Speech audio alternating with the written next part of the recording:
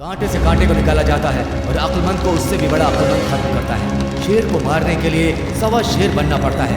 इस बात को सत्या अच्छी तरह से जानता था और ये बात पुलिस अधिकारी भी जानते हैं। समझदारी से भरा रिटायर्ड पुलिस अधिकारी डॉक्टर पुरुषोत्तम इसका नाम सुनते ही अंडरवर्ल्ड के माफिया के पेट में सुलाब शुरू हो जाता है। 23 साल के अनुभव में उसने कई गुनहगारों को कानून के सामने खड़ा करके सजा दिलवाई है। कुछ लोगों को एनकाउंटर के नाम पर टपकाया भी है। अंडरवर्ल्ड के लोगों की रातों की नींद हराम कर दिया था इसने। कमर की रीढ़ की हड्डी टूट जाने की वजह से वॉलंटरी रिटायरमेट लेकर बैठ गया। इस नई कंपनी का खात्मा पुरुषोत्तम ही कर सकता है, ऐसा सरकार का मानना है और कहना है। इस हालत में भी बुधवार के दिन ठीक 8:30 बजे ग्रहण के टाइम पे एक पुलिस ऑफिसर पुरुषोत्तम के घर के बाहर डोरबेल बजाता है। सुनिए, बाहर कोई पुलिस ऑफिसर आपसे मिलने आया है। मैं अपने 30 इयर्स के एक्सपीरियंस से बोल रहा हूं। इस नई कंपनी के सामने हम सिंपली नथिंग, क्योंकि अभी जो माहौल चल रहा है ऐसा कभी नहीं था। अभी तो मेरी कमर भी ठीक नहीं है। अब तो कितना टाइम हो चुका है रिटायरमेंट लिए। पुरुषोत्तम सर, आप इस नई कंपनी को मिटाना चाहते हैं या नहीं चाहते, ये अलग बात है, लेकिन पूरे पुलिस डिपार्टमेंट को ये यकीन है कि ये काम सिर्फ आप ही कर सकते हो। और आपके हेल्थ के बारे में सोचकर डिपार्टमेंट को काफी अफसोस भी है।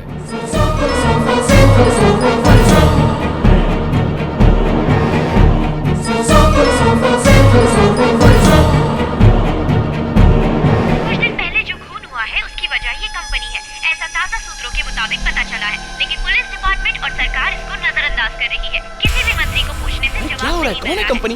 कोई मंत्री है क्या? या बिजनेसमैन, बिल्डर्स, पुलिस? अरे किसी को भी मार देते हैं यार ये लोग। तू जानता है पिछले हफ्ते में 8 लोगों को मार दिया गया था। अगर ऐसा ही चलता रहा ना तो कुछ दिनों में हमारा भी नाम आ जाएगा। सच कह रहा हूँ यार। अगर हम ऐसे ही डरते रहेंगे तो धंधा कैसे करेंगे? अरे बोलो कौन है? डरने की कोई जरूरत नहीं है। जो कुछ हो रहा है उसे देखकर लगता है कि ये कंपनी सिर्फ अमीर लोगों को ही टारगेट कर रही है। उसके पीछे वजह क्या है ये मुझे नहीं पता। What are you saying? Crime हो रहा है और तुम जस्टिफिकेशन दे रहे हो। अगर अभी उन लोगों को नहीं रोका तो वो लोग और क्राइम करेंगे। क्राइम लॉ बुक में लिखे हुए एक वर्ड से ज्यादा और क्या है बताओ मुझे। जिस किसी ने भी कानून को अपने हाथ में लिया है, शायद उसे दूसरा कोई रास्ता पता ना हो, या फिर ये किसी मकसद के लिए होगा। इसलिए बिना सोचे समझे हमारा किसी को क्रिमिनल कहना बेवकूफी होगी। उस बुरे इंसान के लिए तुम जस्टिफिकेशन दे रहे हो? वो अच्छा है या बुरा, सही है या गलत, ये मैं कैसे कह सकता हूं? किसी को क्रिटिसाइज करने से पहले उसके पीछे का सच जान लेना बहुत जरूरी है। अगर हम दुश्मन के बारे में अच्छी तरह से जान लें तो ना तो उससे डर लगेगा और ना ही उस पर गुस्सा आएगा।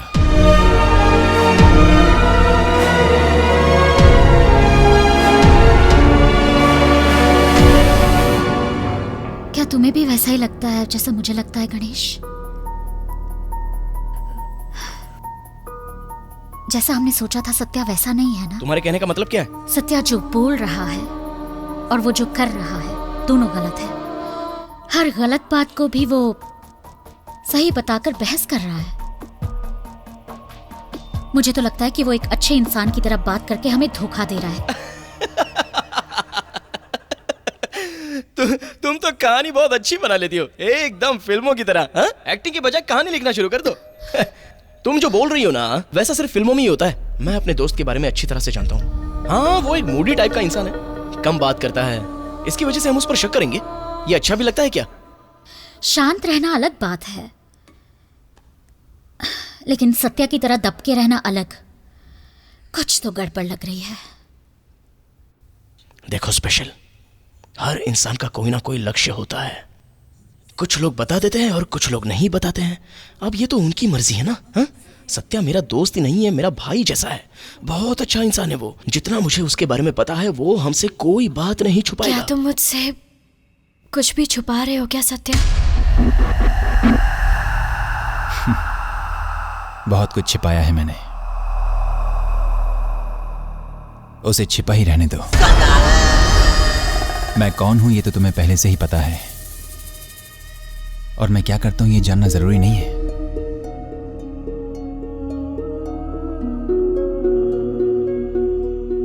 कुछ भी करो, लेकिन तुम्हें कुछ होना नहीं चाहिए। तुम मुझसे प्रॉमिस करो। ऐसी कसम मैं नहीं खा सकता चित्रा, क्योंकि मैंने जो रास्ता चुना है उस रास्ते में मुझे कभी भी कुछ भी हो सकता है।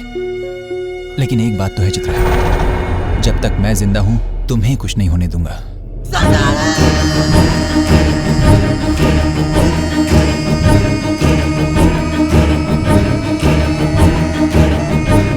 मेरे घर को एक स्पेशल टीम की तरह ऑफिस बनाने की वजह मेरा कमर का दर्द ही नहीं है।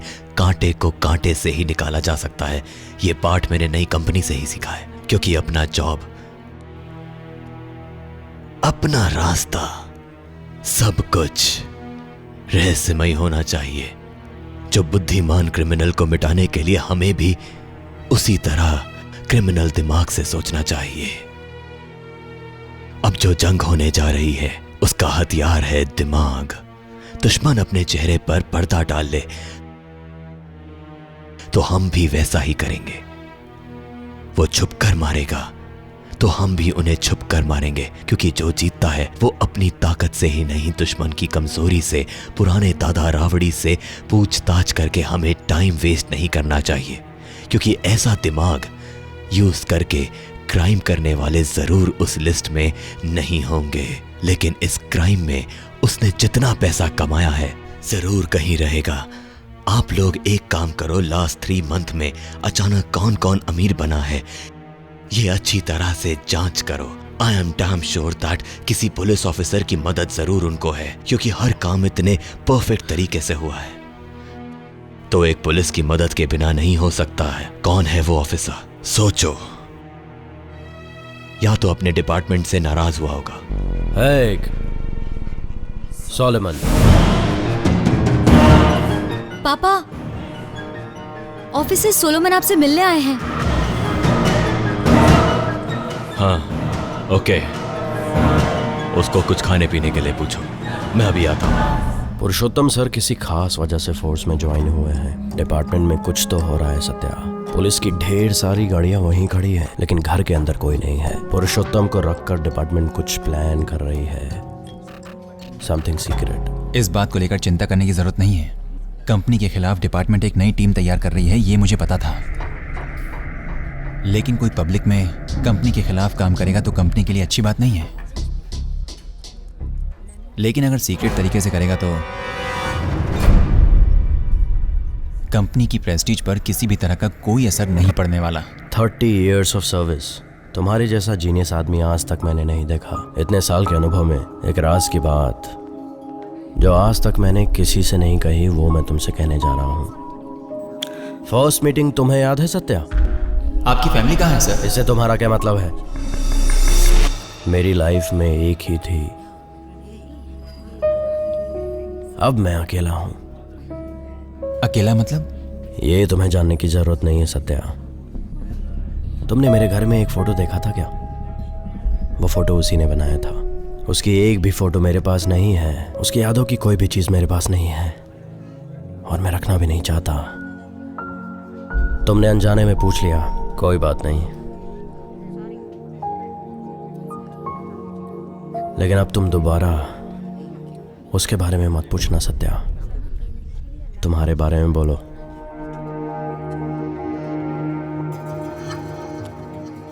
उसका नाम है चित्रा।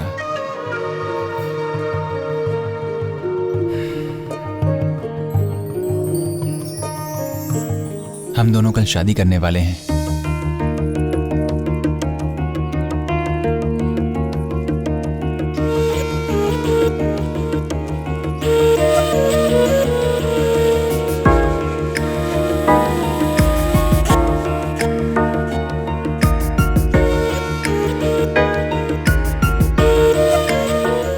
हनीमून मनाकर आया सत्या कंपनी के कामों में ध्यान देने लगा। वो छोटी सी कंपनी आज देखते देखते बड़ी कंपनी हो गई। लेकिन पुरुषोत्तम को यह गलतफहमी हो गई कि यह कंपनी सिर्फ गुनाह करने के लिए बनी है। लेकिन सत्या ने जो कंपनी खड़ी की थी वो गुनाह करने के लिए नहीं, गरीबों की मदद करना उसका मकसद था। अमीरों के पैरों तले कुचलने वाले गरीबों की मदद के लिए था, सिस्टम से आहत गरीबों की मदद के लिए था। किसको क्या जरूरत है ये समझकर वो मदद कहां से आ रही है ये बताए बगैर अब तक किसी ने सोचा भी नहीं होगा। ऐसा सिस्टम तैयार करके गरीबों की इच्छा पूरी करने के लिए था। कंपनी के नेटवर्क को सत्या ने ऐसा किया, उसकी कंपनी में काम करने वाले लोगों को भी नहीं पता था। उस कंपनी से जिनको लाभ हो रहा है उनको भी इसके बारे में पता नहीं। इस तेजी से भाग दौड़ की दुनिया में सबको हर तरह की चाहत है, वो सब कुछ इतनी आसानी से पूरा नहीं होता है। इसके लिए मेहनत करनी पड़ती है और वो सत्या की कंपनी के लिए मेहनत करते हैं। ये जाने बगैर वो मेहनत कर रहे थे। ये सत्या का नया सिस्टम है। सत्या की कंपनी में जो भी काम करते हैं वो बिना जाने सत्या की कंपनी में शेयर होल्डर है। ये सिस्टम सिर्फ मुंबई में ही नहीं, दुनिया के लिए नया सिस्टम है। कुल मिला के ये कहा जाए कि सत्या के सिस्टम ने इंडिया के सिस्टम को चेंज कर दिया। एक नया इंडिया बन रहा था।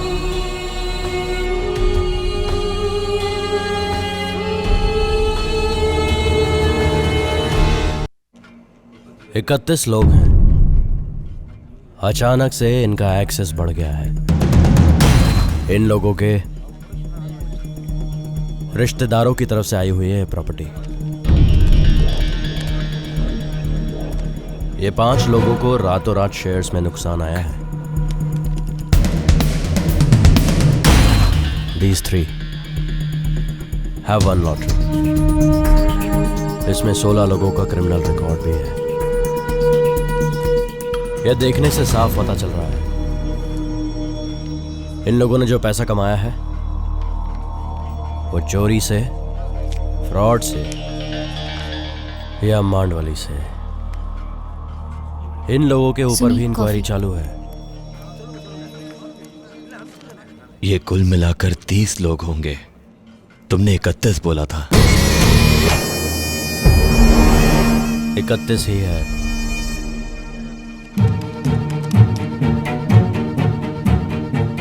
ये एक ही है जिसका कोई बैकग्राउंड नहीं है। इसके सारे फाइनेंशियल स्टेटमेंट वाइट है। इसका कोई क्रिमिनल हिस्ट्री नहीं है। Name Narayan Ganesh, film producer. उठा के ला।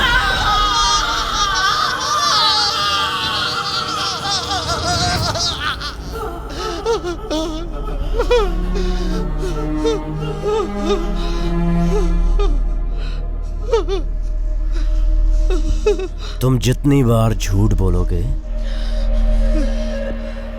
हम तुम्हें उतनी बार करेंगे।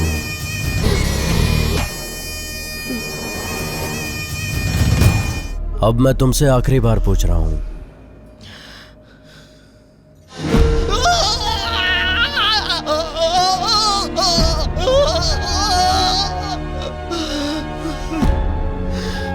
मुझे छोड़ दो सर, माँ कसम मुझे कुछ नहीं पता। मुझे कौन फाइनेंस दे रहा है मुझे आज तक नहीं पता। सच में मुझे कुछ नहीं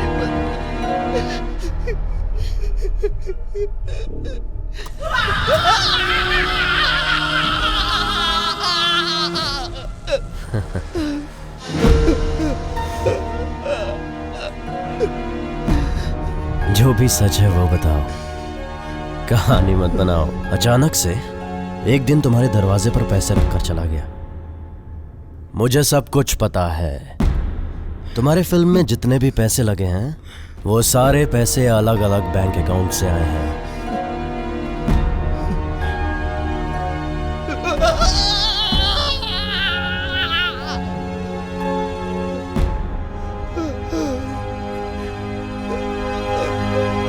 तेरी वही जिसे तू लव करता है, उस बेशरम औरत को तू बहुत बड़ी हीरोइन बनाना चाहता है ना। कौन है तेरा दोस्त उस कंपनी में? प्लीज सर, हमने कोई गलत काम नहीं किया। वंस मोर।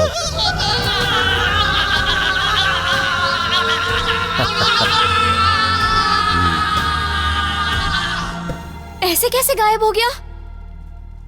मुझे नहीं पता। उसका फोन भी स्विच ऑफ आ रहा है। सोसाइटी में सबसे पूछा लेकिन किसी को नहीं पता।